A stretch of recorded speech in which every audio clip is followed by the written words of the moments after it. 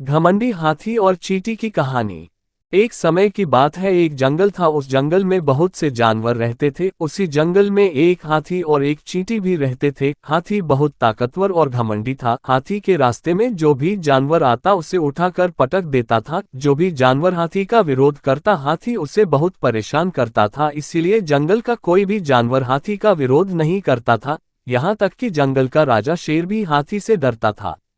उसी जंगल में एक चींटी भी रहती थी। चींटी बहुत मेहनती और विनम्र स्वभाव की थी। चींटी छोटी जरूर थी, परंतु उसके स्वभाव के कारण जंगल के सभी जानवर उसका बड़ा सम्मान करते थे। चींटी दिन भर मेहनत करके जंगल से खाना लाती और अपने घर में जोड़ कर रखती थी, ताकि गर्मी और बरसात के दिनों में जब भोजन की कमी हो जाए तब उसके पास पर्याप्त खाना हो। चींटी के घर से कुछ दूरी पर एक तालाब था। एक दिन हाथी उसी तालाब के पास नहाने आया। जब वह नहाकर जा रहा था तब उसे रास्ते में चींटी का घर दिखलाई दिया। हाथी को शरारत सूझी। वह अपनी सूंड में तालाब से पानी भरकर लाया और चींटी के घर के ऊपर डाल दिया। पानी में चींटी का घर बह गया और उसके द्वारा जमा किया गया सारा खाना भी खराब हो गया। ये देख चींटी को बहुत गुस्सा आया। चींटी नाराज होकर हाथी से बोली, क्या तुम्हें दिखता नहीं, यहाँ मेरा घर था और तुमने जानबूझकर मेरे घर के ऊपर पानी डालकर उसे तोड़ दिया। चींटी की बात सुनकर हाथी हंसते हुए बोला, तो तुम जाकर मेरा घर तोड़ दो या जाकर जंगल के जानवरों से मेरी शिकायत कर दो। इतना कहकर हाथी हंसते हुए चला गया।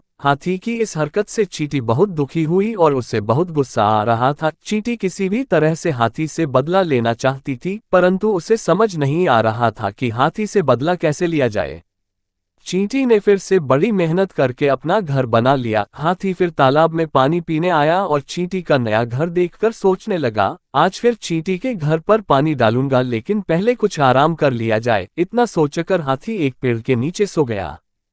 चींटी ने हाथी को सोते हुए देख लिया। चींटी के लिए यह एक सुनहरा अवसर था। चींटी हाथी के पास गई और धीरे से उसकी सूंड में घुस गई और उसकी सूंड के अंदर जाकर उसे काटने लगी। चींटी के काटने से हाथी की नींद खुल गई। चींटी हाथी के सूंड में बार बार काटने लगी। अब हाथी बहुत परेशान हो गया। उसे अपनी सूंड में बहुत तेज दर्द होने लगा, परंतु उसे समझ नहीं आ रहा था कि चींटी को सूंड से बाहर कैसे निकाले। हाथी अपनी सूंड से तेजी से हवा अंदर बाहर करने लगा, परंतु चींटी ने हाथी की सूंड में जोर से डंक गड़ा दिया और सूंड के अंदर चिपकी रही। हाथी अपनी सूंड से चींटी को निकालने का जितना प्रयास करता, चींटी हाथी को उतनी जोर से काटती थी। हाथी दर्द से कराहने लगा। हाथी के चिल्लाने की आवाज सुनकर जंगल के सारे जानवर आ गए और सभी मन ही मन बहुत खुश हो रहे थे।